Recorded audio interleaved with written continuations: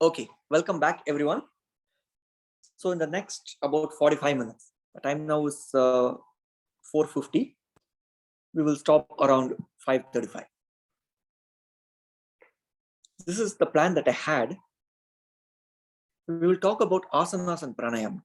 Okay, so let's give the context here.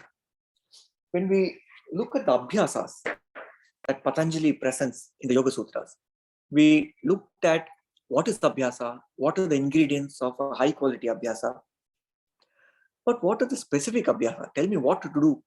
Should I do Shirasasana? Should I stand on my head? Do I do Surya Namaskar? Do I do Pranayama? When should I do what? If I have 60 minutes of doing Yoga Sadhana, should I pack all 60 minutes with asanas? Because Pranayama is boring. I don't like Pranayama. So should I do all action-packed asanas or Surya Namaskar?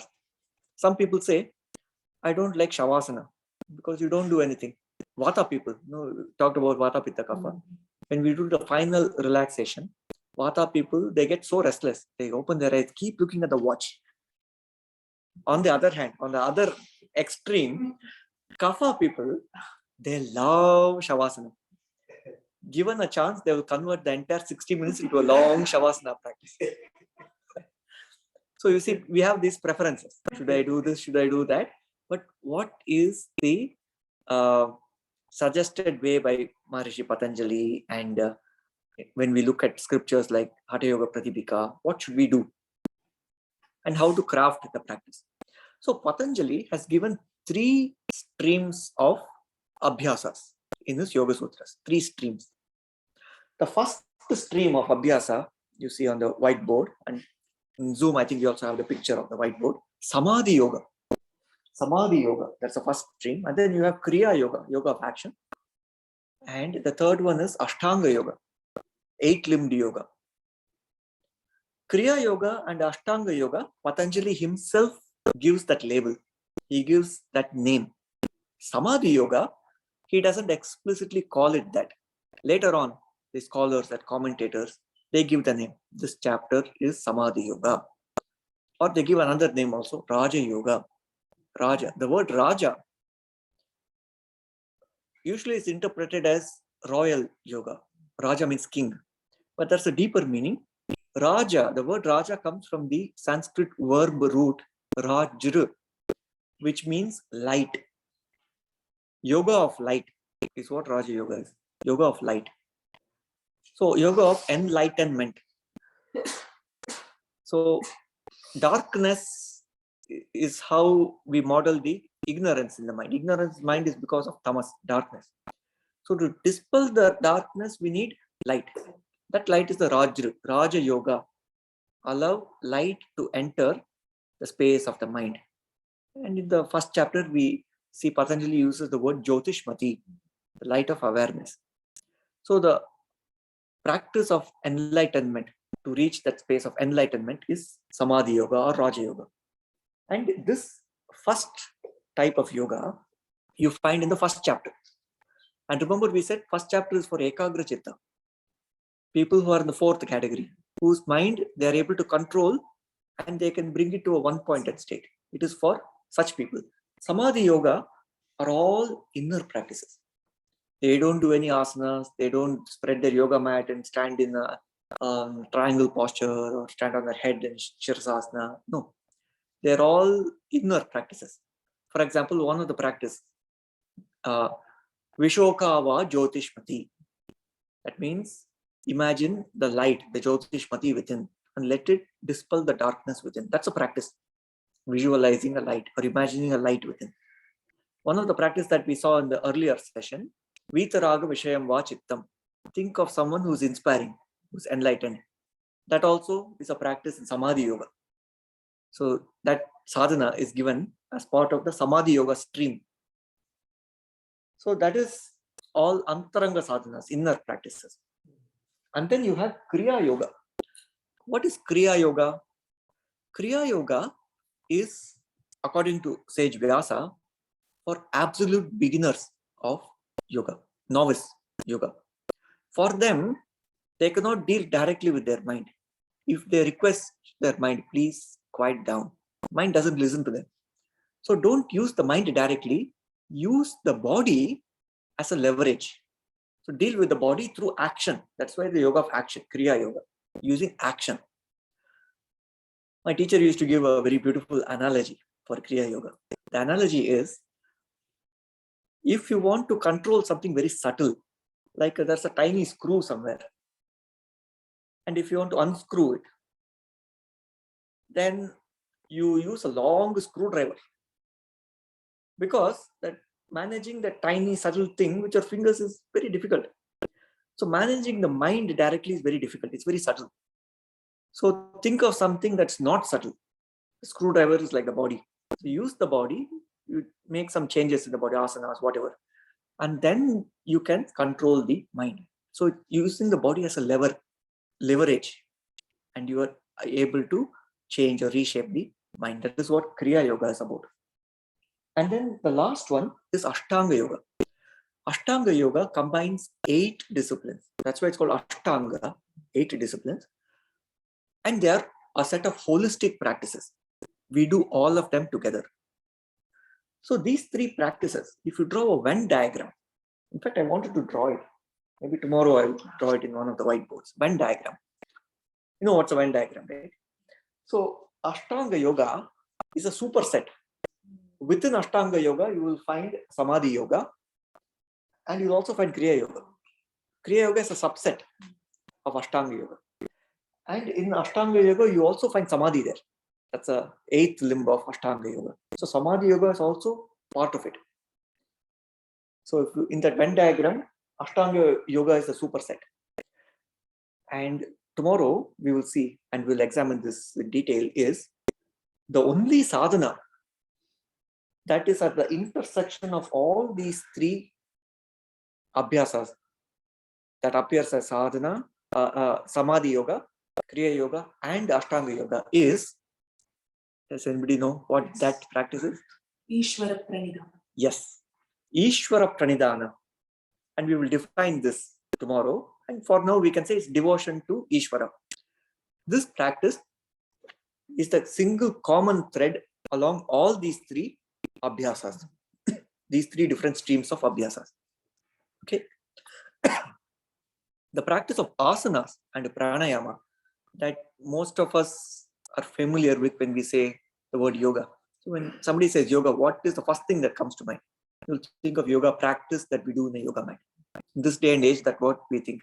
Nobody thinks, oh, samatvam, they're referring to samatvam. So maybe we have to transform that. We have to enlarge or expand our worldview of what yoga is. Because yoga brings so many pictures, right? In fact, my teacher used to say, yoga is a word is worth 1,000 pictures. Usually they say picture is worth 1,000 words, right? Here, this word, the word is worth 1,000 pictures. So many pictures, so many images we have about what yoga is. So Ashtanga Yoga, it combines all of these different streams, and you have a holistic practice that Patanjali has crafted, he has put together. The individual practices themselves are not new. You will find them in older scriptures as well. In Bhagavad Gita, for example, you will find all these practices. But they have not been systematically laid out and given the label Ashtanga Yoga. So the abhyasas from different parts, you unite them and you craft them in your practice. So that is Ashtanga Yoga. That is what Patanjali has given. He has given a new contribution in the yoga sadhana world. Any questions so far? I hope it makes sense, right? 3 different streams of abhyasas. Yes, Anujaji, I think you have a question.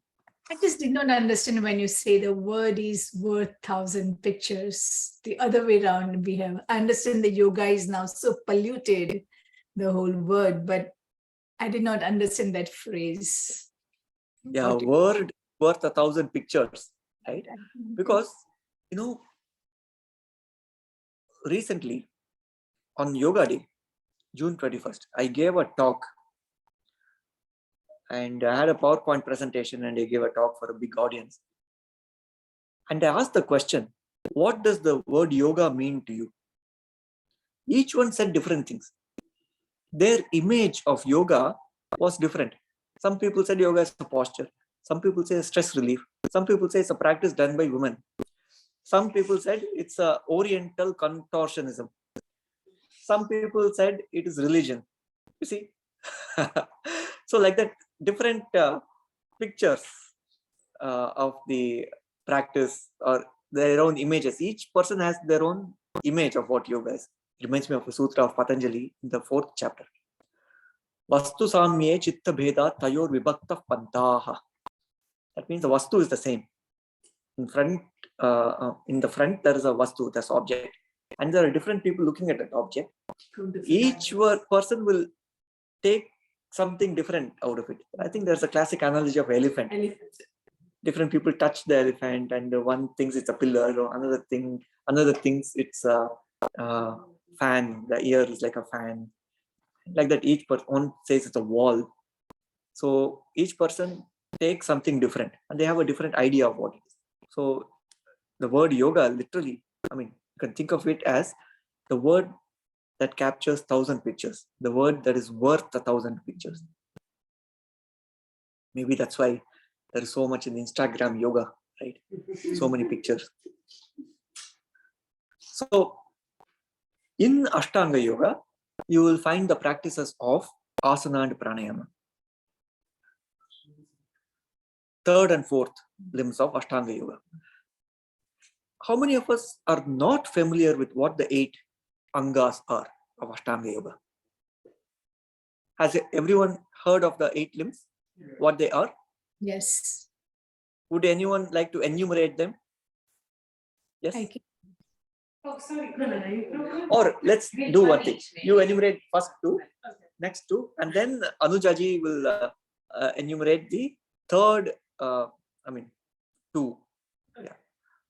Yeah. Yama, Niyama, and then Asana, Pranayama. And Anujaji? Pratyahara, Dharana. Perfect. And the last 2? Dhyana and Samadhi. So Yama, Niyama, Asana, Pranayama, Pratyahara, Dharana, Dhyana, Samadhayo, Ashtavangani is a sutra. Just by knowing these 8 limbs, you already know one sutra for free. So Ashtav Angani becomes Ashtavangani. So these are the 8 limbs of Ashtanga yoga. Yama, which literally means control, it talks about how we engage with the outer world. How do we control ourselves when we transact with the outer world? When we see somebody, are we kind or are we ruthless? So one of the yamas is ahimsa, for example. Or are we truthful to people? Satya. Are we honest? Are we living a life of integrity and so forth? So you have yamas, how we engage with the outer world. Niyama means how we regulate ourselves. Although we might be kind to people, in our home we may not keep it clean. You see? So we're not breaking any law, or we're not doing anything to disrupt others. But how do we treat ourselves and our environment?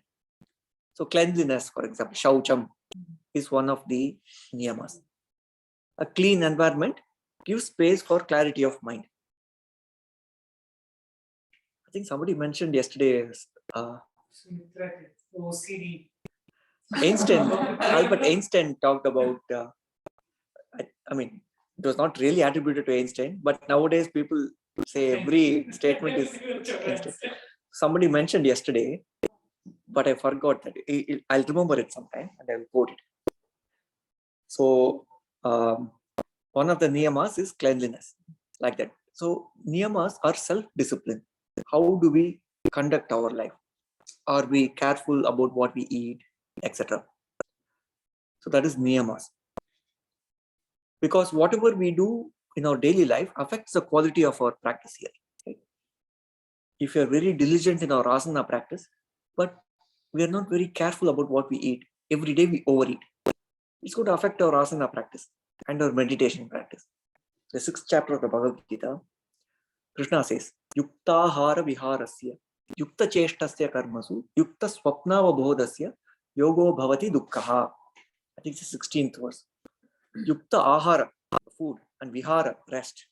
So you need to be careful. Yukti means using intelligently or wisely.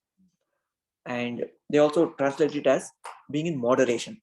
Moderation in food, moderation in rest, moderation in sleep, etc. Because all that is going to affect our quality of meditation. So those are all, they come under niyamas. And then we have asana, pranayama. We are going to focus on that now. And then we have pratyahara. Pratyahara means controlling the senses.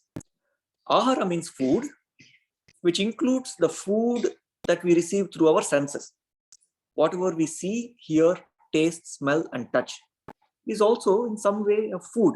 We ingest it through the senses and we feed the mind. They talk about, what is it? Feeding the mind? Food for thought. Food for thought, right? Just like we are very careful about the ahara that we eat, food that we eat, be careful about what you allow to enter the system through our senses. That is also practice for yogis. And prati ahara is a practice where the mind gets nourishment not through its contact with sense object, but its contact with the self. That is the practice of pratyahara. Mind gets what it, the senses get what they want, not by trying to grab things from outside, but it's like you can think of a cell phone being recharged. It's getting its nourishment from that which connects to giving more energy, right? So that is pratyahara. And the last three limbs, dharana, dhyana, and samadhi, are inner practices. They are called antaranga sadhanas. Dharana means to hold one thought or one idea, to hold the mind, the chitta, in a limited space is called dharana. You can say it's focus or concentration. And seventh limb is dhyana, which is meditation. Eighth limb is samadhi. I think these three we will cover in a different session, maybe tomorrow's or Tuesday's session. Dharana, dhyana, samadhi, we will cover it some other time because it's a very big topic. Today, let us look at asana, and if we have time, maybe also pranayama. Because these are all very practical things that we can use inside the yoga mat. Most of you practice asanas every day, right? And pranayama. So what are the things that we can learn here that will uplift the quality of our sadhana? We already looked at some things that will uplift the quality of our practice. Dirghakala, Nairantarya, Satkara, Asevito. And what are the specific things about asanas? What are asanas? How to do asana? What is the benefit of asana?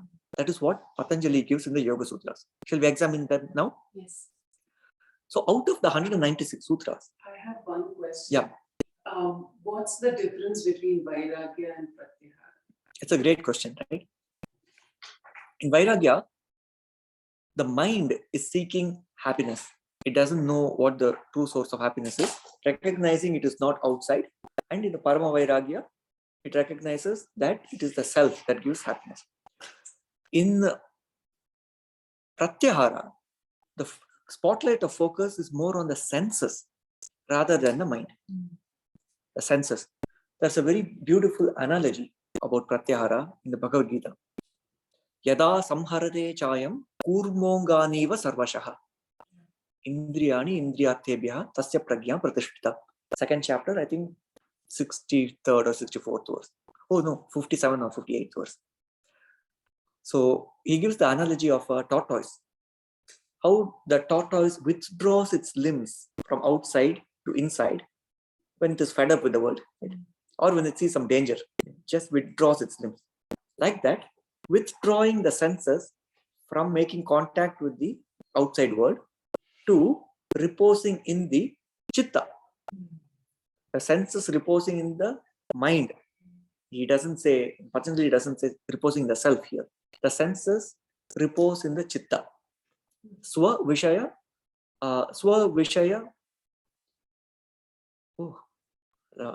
forgetting the sutra.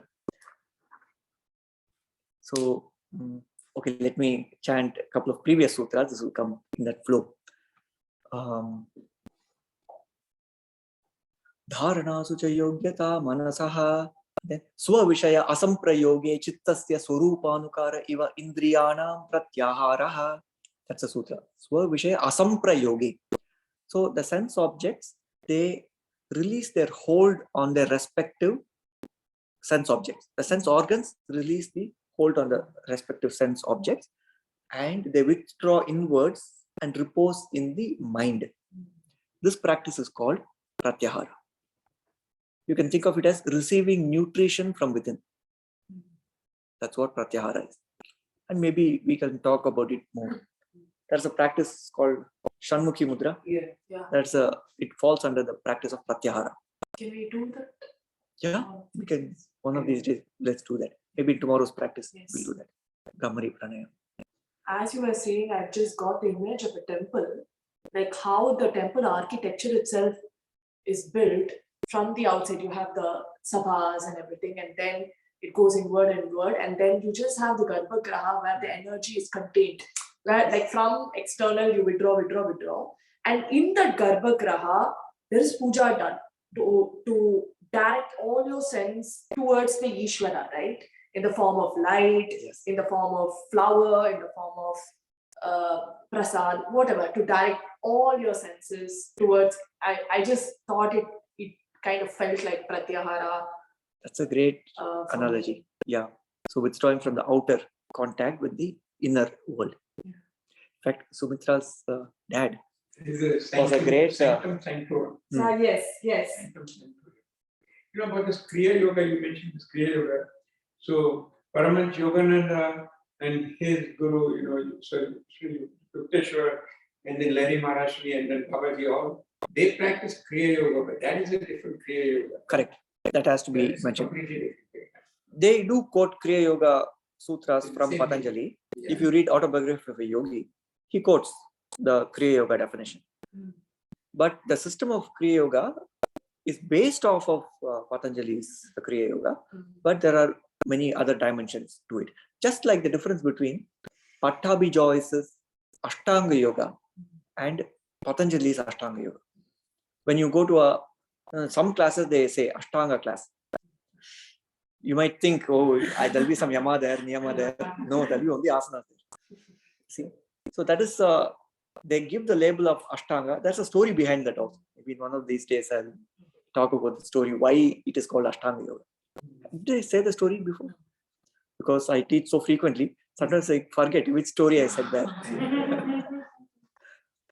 So I was saying, Sumitra's dad was a great scholar in the temple architectures. And he used to take us during summer vacations on the tours to many places in South India. And I've gone, and he used to explain, oh, in Kerala, the temples look like this, and he will say these are the things to look for. And in his library, there'll be a lot of books about temple architecture. Amazing. And we used to, in the summer holidays, when we go on a tour, we practice yoga like in the natural surroundings, and whatever place we are, we teach yoga. So in the local community, we teach. There's a place called Nalamaur in Karnataka. We used to go there very frequently.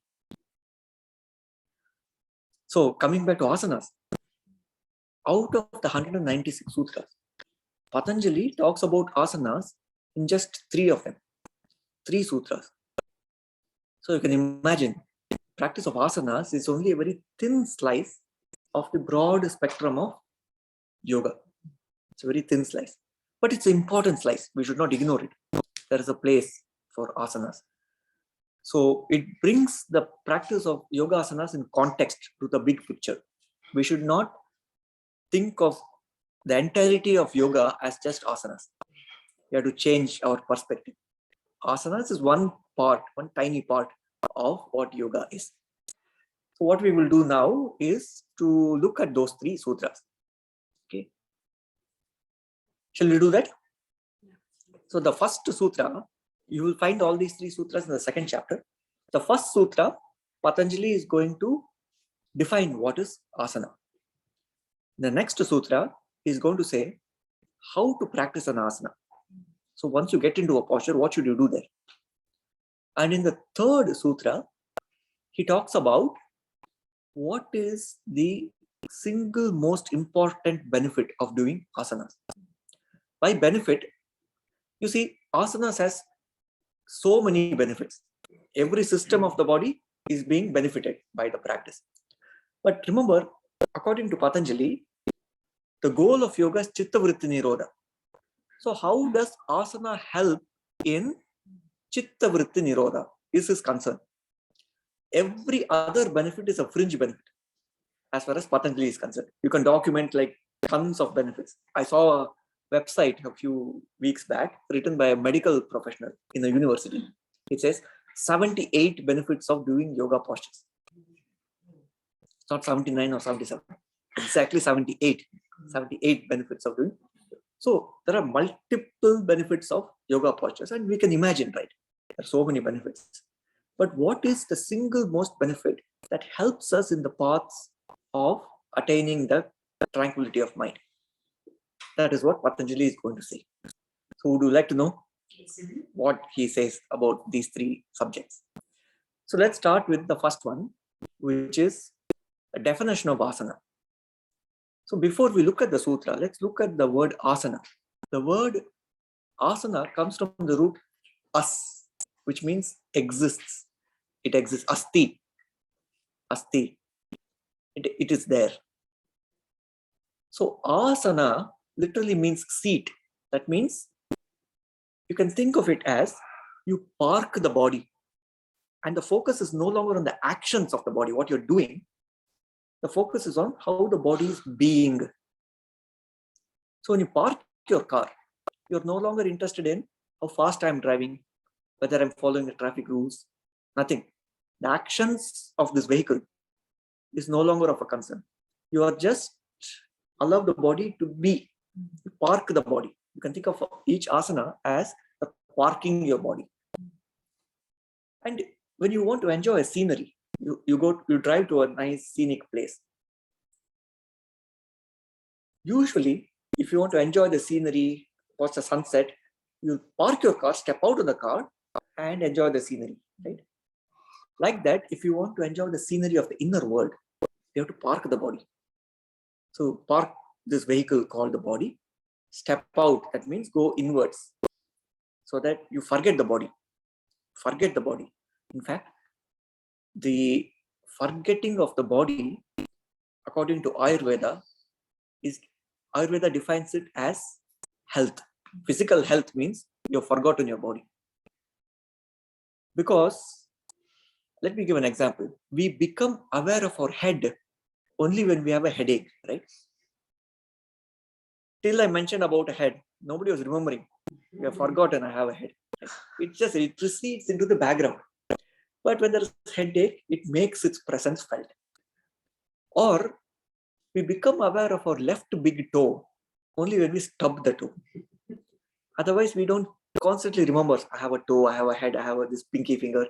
All these recedes into the background. So if you forget your body, you are healthy. According to Ayurveda, you are able to forget. It recedes into the background. So that's what we need in order to step into the inner world. Otherwise, what happens? We cannot go into the inner world because the mind is trapped by the discomforts of the body. You want to enjoy deep meditation, and somebody tells you, oh, there Patanjali talks about nirvichara samadhi, nirvikalpa samadhi, and then asampragnata samadhi, sampragnata samadhi, vitarka samadhi, vichara samadhi, ananda asmitanugama samadhi. Like that, there are different types of samadhi. I want to experience all of that. But what do you experience when we close our eyes? Back pain, or my knee hurts, or there's a mosquito sitting on my hand. It's one tiny thing, but it occupies all our focus. So how do we transcend the body? For that, we have to park the body and step out of it. That's where asana helps. So asana, as, from asti, it is there to allow the body to be rather than focusing on any action. So asana, you can think of it as a seat or a parking spot. A seat is nothing but a parking spot in this analogy. You put the car in that parking spot and say bye to the car. You enjoy the scenery. So you park the body in a seat or in that asanam, and then you meditate on the infinity. That is how the progression goes. So what is the definition of asana according to Patanjali? The sutra goes, sthira Sukham Asanam.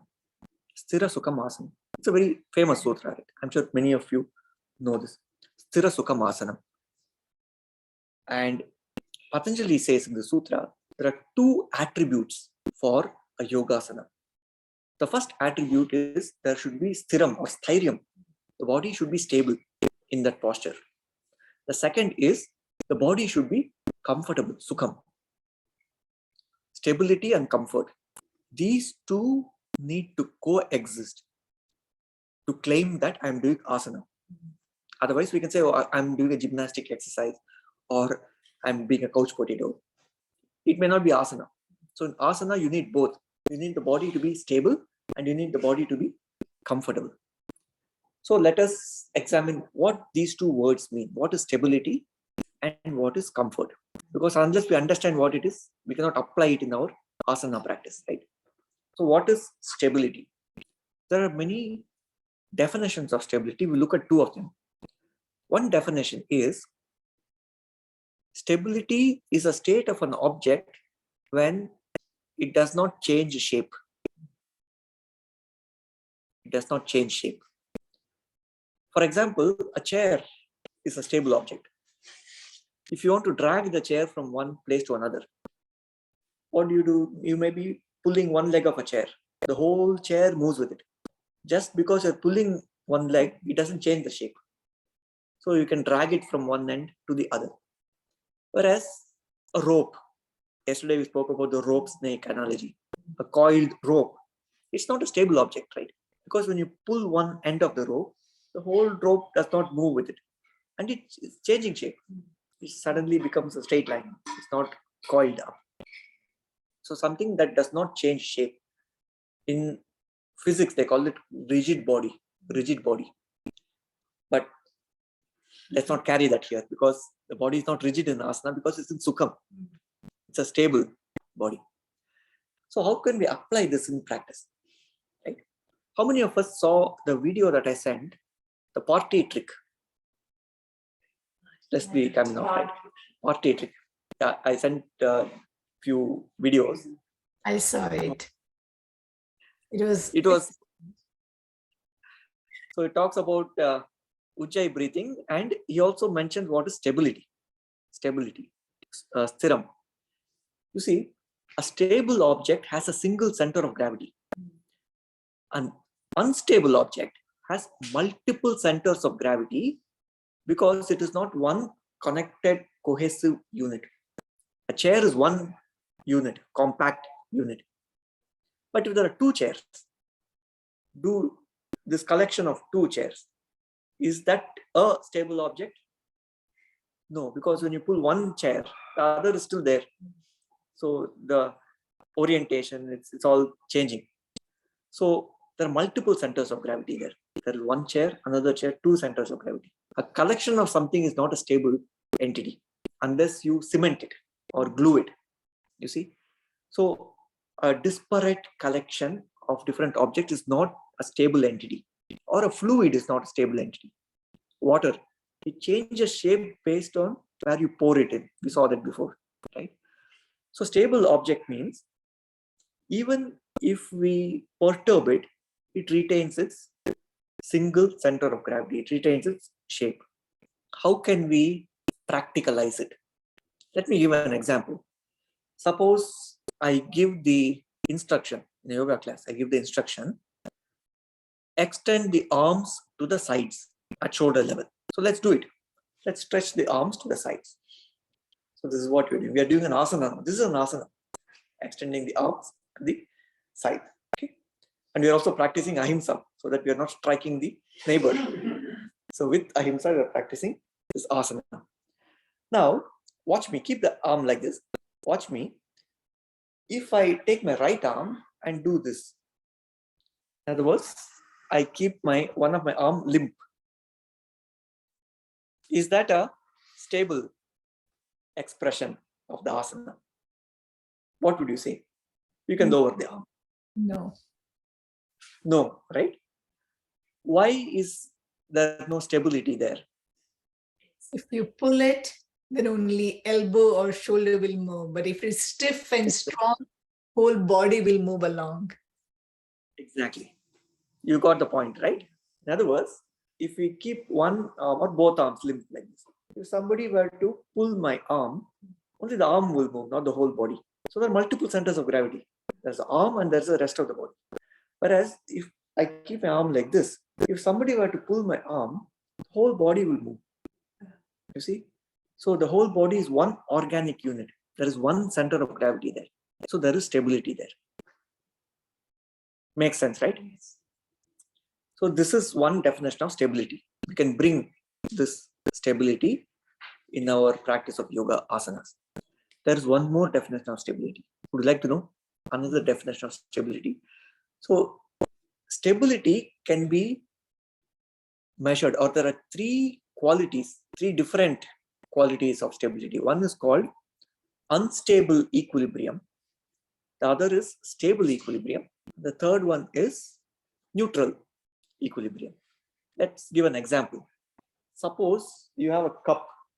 Suppose you imagine a cup, and inside the cup you put a little marble. So the marble is sitting there. Now let's perturb it. Give a little nudge, little push. What will the marble do? It will just move around, roll around a little bit, and after some time it will come back and settle down in its original position. It will come back to its center. So one way to define stability is, even if the equilibrium is perturbed, if it comes back to equilibrium, it is a stable object. It's a stable experience, or it's a stable state. Stable equilibrium. Imagine if I invert that cup. Cup is like this now. Perch this marble on top of that cup in a very precarious position. You have to be very careful, right? Now, a little nudge. It's not going to come back to where it is. It will simply roll away. So that is an example of unstable equilibrium. I've seen this happen when we were doing tree pose once. All of them are standing on one leg, all the students. And one new person who came in late for the yoga class, they stepped in and they wanted some more space to spread their yoga mat. So they tapped on their shoulder. I want some space. I want to spread my yoga mat. Tapped on the shoulder and he came crumbling down. So that is an example of unstable equilibrium. A little nudge and the whole thing comes falling down. And this applies to the mind as well, right? So until somebody provokes you, the mind may be very centered. And sometimes somebody says one not so pleasant word, and that's it. The mind goes on an unstable equilibrium. So stability can apply for body as well as the mind. So this is what stability is. Second is sukham, sthira sukham. Sukham means comfort, right? And yesterday, I think we saw one more definition, right? Kam means space. Sukham means comfortable space or expansive space. You have the freedom to be who you are. You don't feel claustrophobic. There is no restriction of freedom. There are no laws and regulations. You have to be like this, you have to be like that. No. It's all complete freedom, complete kaivalya state. So that is a state of sukham. So how do we measure sukham? It's an inner experience. You feel good in that posture. There's comfort, and not just comfort, there's joy. You feel joy in that posture. Not just comfortable, but enjoyable posture. Now, how do you measure sukham? Because sukham is associated with space. Kam means space. What is that part of the body which associates itself with space? It's our respiratory apparatus, right? Our lungs. So that's a transaction. We expand the rib cage, we expand the space within, and air gushes in to the lungs. So there's more space in the lungs. So in the Krishnamacharya system of yoga, sukham is also interpreted as the ability to breathe comfortably in that posture. So not only are you keeping the posture steady, you are keeping the posture steady with even breathing. Sometimes we can get into a difficult posture, but we are struggling there and the breathing is haphazard. That means it's not an asana. At that time, it becomes torture. It's no longer asana. So in asana, the body is stable and the body is comfortable, and the comfort is indicated by the evenness of breathing. Does it make sense? Yes. Mm-hmm. There is also one more interpretation. Would you like to know? Evenness. Sthira Sukha asana. Yes, Sure. Anujaji? Evenness, that means even inhalations, example, 2 or 3, exhalations also 2 or 3? No. So it's like rhythmic, the same rhythm of the breathing cycle. It need not be equal inhale and exhale, Got it. but whatever rhythm you set, it repeats again and again. There is no chaos or disruption in that rhythm. Get you. And the other question is, when you were explaining us about stability, what about the neutral stability? Neutral stability is, you don't have a cup on which you place the marble. You place the marble on a level surface. Okay. So it's neither going away or there is no mechanism to bring it back to where it is. It is just simply rolling around on even ground. That is a neutral equilibrium. So how can we apply that to asana? Neutral. Asana, in asana, we want stable equilibrium. Right.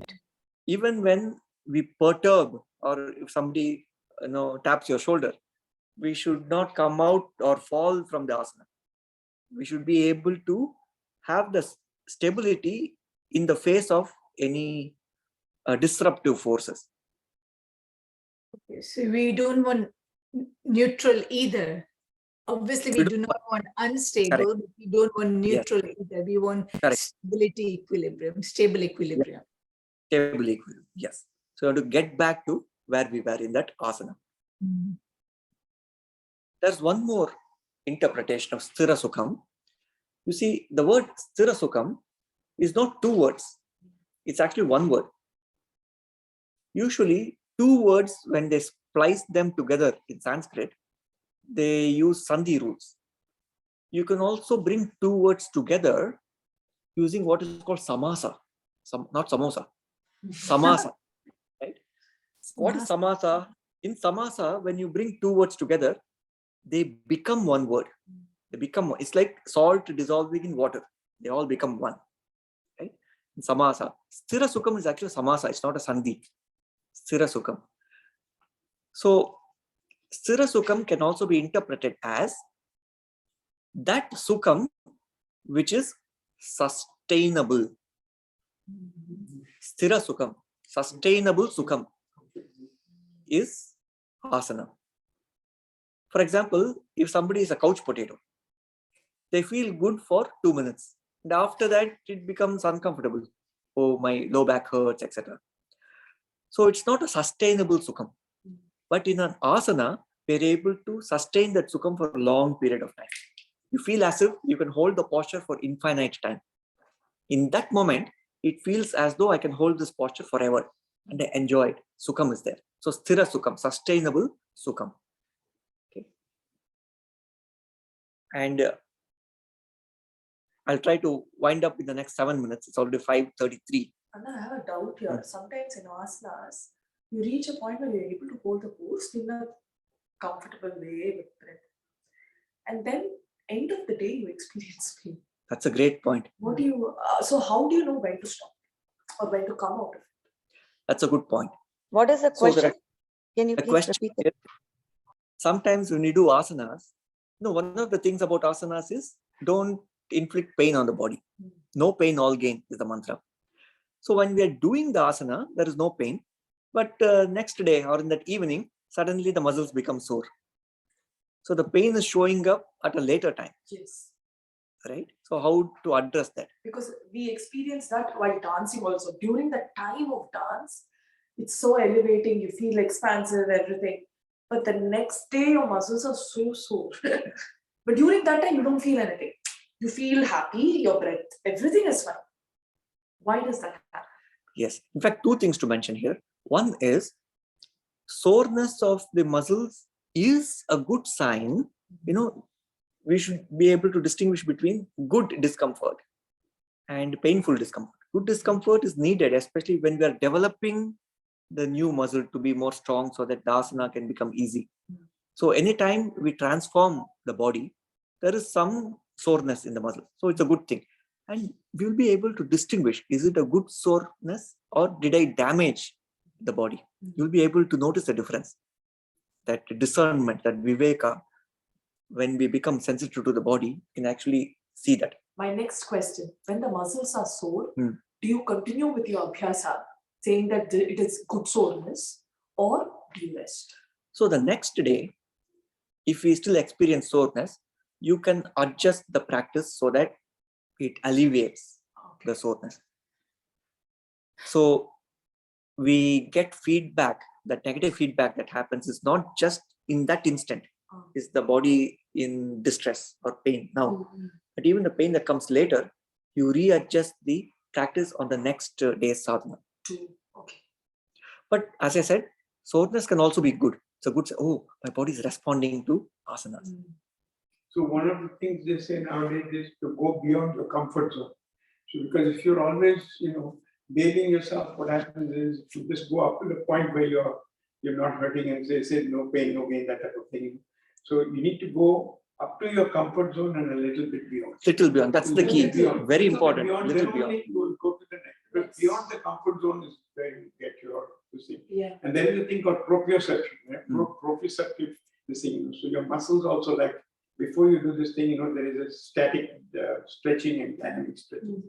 Dynamic stretching is like say you're going to play baseball or you're doing golf, you keep on doing that, those things. So that is your dynamic stretching. So that not only you need to do before the exercise, but after the exercise. Afterwards, yes. So, like Edwin Moses used to do the hurdles.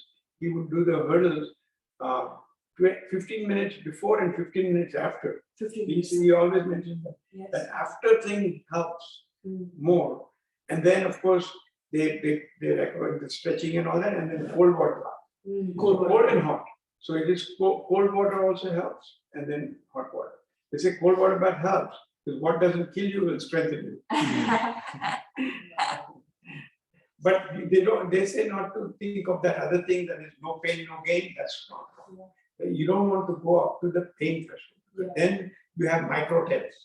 You have micro tears and you have joint this thing and all, joint capsule and all that. So there are also ways about it. But that's the part of listening to your body. Yeah. And to know where that point of discomfort. Yes. And also knowledge is also important. Like you're giving all this knowledge. For example, when you're doing weightlifting, because they say that all the yoga and all is good up to a certain point, but then you need some weightlifting also, because then otherwise you get sarcopenia. Every year after the age of 40, 10% weight muscles go down. So if you're going this, if you go to this barbell and you're going front, that is good, but don't go back, because see the anatomy of the shoulder joint is such. The shoulder joint is the most mobile joint of your body. So if you're doing the capsule is very, very thin anterior. And that's why a lot of people, in baseball or cricket bowling, they get a dislocation of the shoulder. So what you need to do is to go in the front, but do not go at the back. And yet, when I go to the gym, I see all the guys going backwards.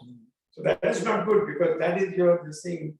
So you have to have some knowledge also what to do and what not to do. And in dance, sometimes dancers, they do weight training to strengthen their muscles, but it doesn't always work when you do it the conventional way. Right now, I have an Odissi dancer who ties weights around her ankle and arms and does movements. That helps. You need to modify it according to. If you're doing it. Amazing insights. And in fact, yesterday we were talking about, shoulder joints in the context of downward dog, Adho Mukha Svanasana. Very easy to injure the shoulders.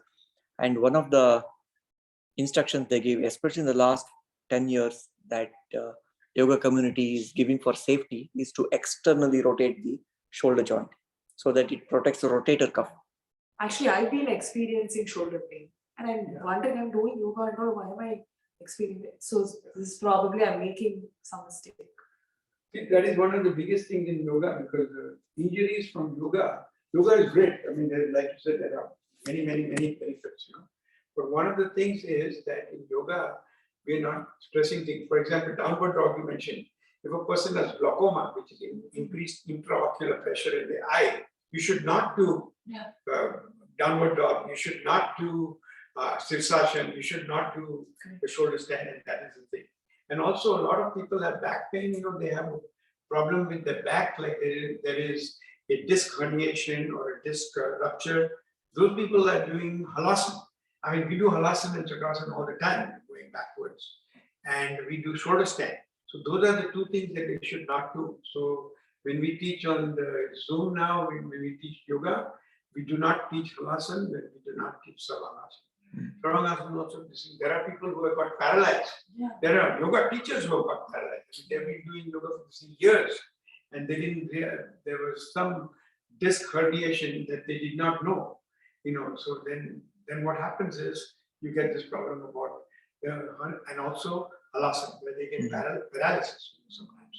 So these are some of the things that you should not do. So, you have to be careful, be cognizant of the potential problems. We have started to do it with the teacher. There's a lot of safety issues on how to modify the yoga posture so that it fits everybody. We don't know how many students with what kind of health conditions they come to a yoga class. Right. The baggage is body is different. We are built differently. Certain people can do some things, and cannot do other things. And then use props also. So even for sirsasana, instead of putting all the weight in your neck, like V.K. Iyengar used to do and all that, and they used to just put on the head. No, they're using props where you hang the yoga trapeze. You hang from the head, because that is important. The traction inversion is important because it stretches your joints and all that. And but you don't want to put weight on your neck.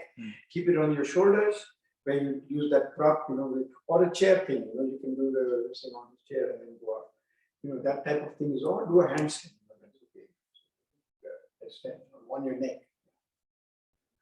Ramji, even in the Gomukhasana or something also, when we are binding here at the back, so one hand is going in the internal rotation, like the one which is going at the back in the internal rotation, and then when we do the binding at the back in the Gomukhasana, even that also injurious sometimes to the shoulder joint, because there's a lot of internal rotation involved.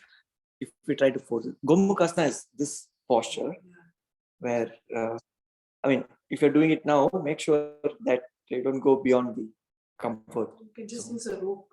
You can use a prop. I have a thing with the dominant hand, it's tough to do. One side is usually easier than the other. This side is very easy, Yeah. but when I have to switch my dominant hand, I have to take some help. One of the things is they use preparatory poses. So like once you do this, like for example, this one is just pointed just straight at the ceiling, and this is pointed straight at the ceiling, or you can do that like that, and then you do this cupping of your this one.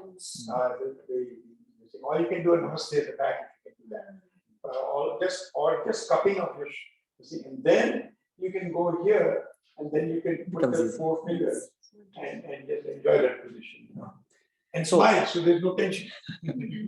What Dr. Shroff mentioned is just the exact mechanism of the Vinyasa Krama system.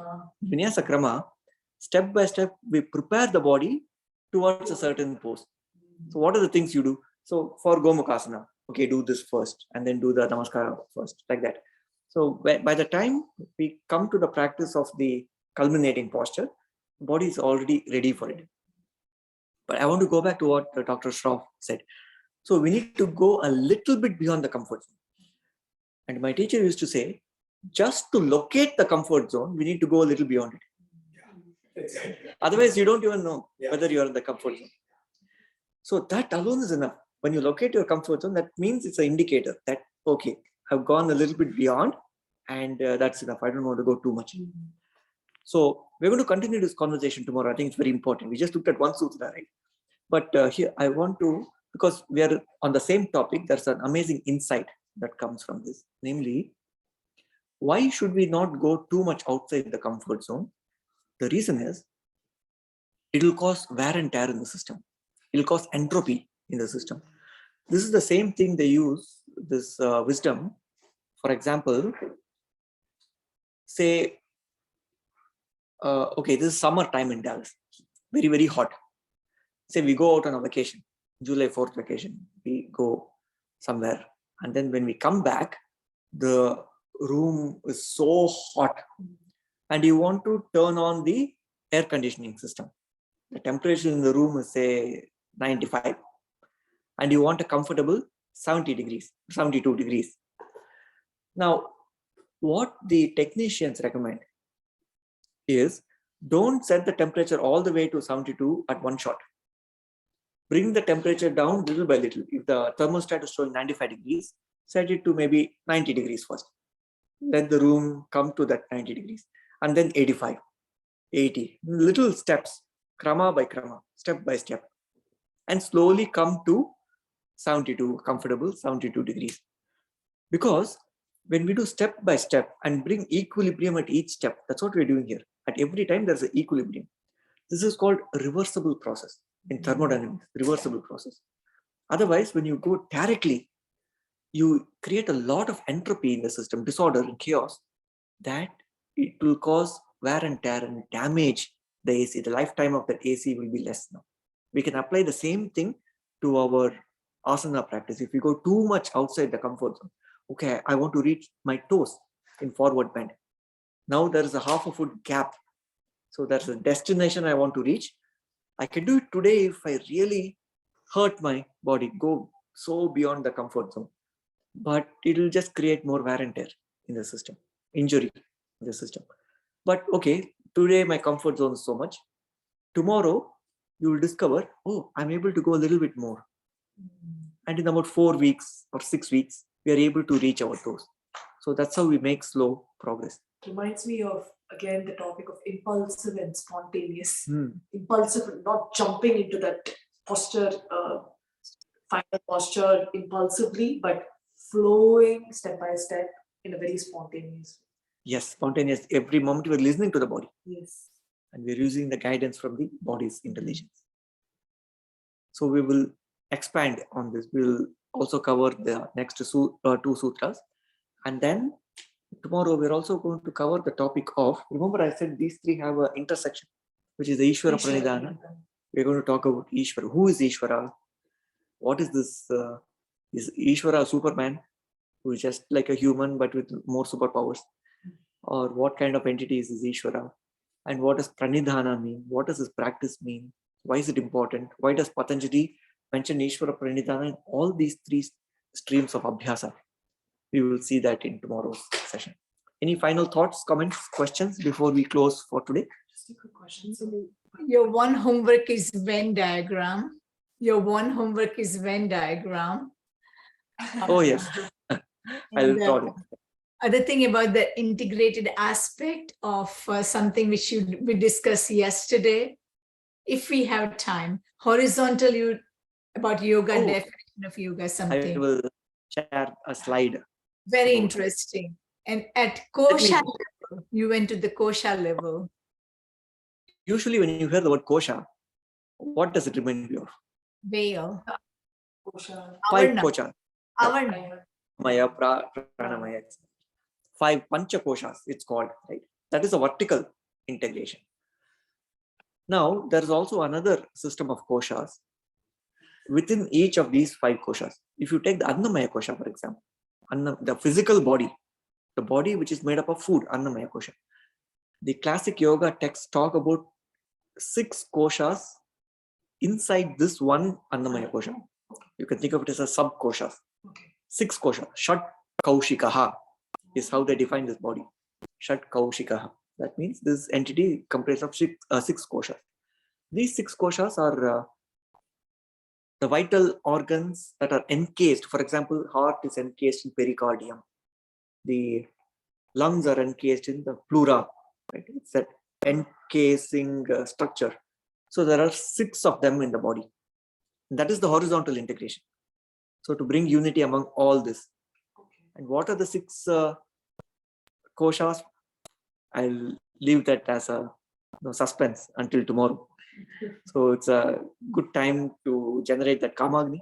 I want to hear it now, but rather than trying to satisfy that curiosity right now, let us go through some Kamagni. Or you can also ask Google. I'm sure you'll find the answer. Or Chat GPT. What are the 6 koshas of the Annamaya kosha? And we will look at Ishvara Pranidhana. That's the plan for tomorrow. So my question was, these 3 streams of Abhyasa, is this enumerated by Patanjali or is it something that we've imputed from? You mean, does it come from a commentary of the Yoga Sutras, or Patanjali himself directly states this? Patanjali directly defines Kriya Yoga and Ashtanga Yoga. Okay. Samadhi Yoga is just a system of practices that is given in the first chapter. Okay. He doesn't explicitly name them. Okay. But he does not say that this is for beginners, this is for advanced. He does not say that. Okay. So from It says Vyasa who says that. That reminds me of another homework about something your teacher was doing. Danga Namaskar, Danga Surya Namaskar. Ding Namaskar. Ding Namaskar, okay. We are going to do that in tomorrow morning session. Pranayam too. Different pranayam, like which we do not know. We know the basic ones, yes. But when do you teach even that holding the breath? I have no idea. Anulam Vilom, yes, we know it. In fact, let's practice some of those variations of alternate nostril breathing. Oh, sure. Variations with count and all that. In Krishnamacharya system, there's a very sophisticated set of practices for alternate nostril breathing. There's Nadi Shodhana Pranayama. There is a Anuloma Ujjayi Pranayama, Pratiloma Ujjayi Pranayama, and Viloma Ujjayi Pranayama. So all this we will practice. We can even take some time in the afternoon to practice this, because maybe most of the time. Be interesting, Anna, it'll be good, right? actually. Yeah, because tomorrow we'll also cover pranayama. Something to energize, something to relax Good during idea. the end of the day. Yeah, we'll combine practice and wisdom in the afternoon session. We will do some pranayama also. Yes. Good idea. Okay, let me close with a peace chant. Om Sarve Bhavantu Sukhinah, Sarve Santu Niramayaha, Sarve Bhadrani Pashyantu, Ma Kaschid Dukkha Bhag Bhavet. Om Shanti Shanti Shanti. Harihi Om. Shri Guru Bhyo Namaha. Harihi Om. Thank you. Dhanyavadaha. Namaste. Thank you.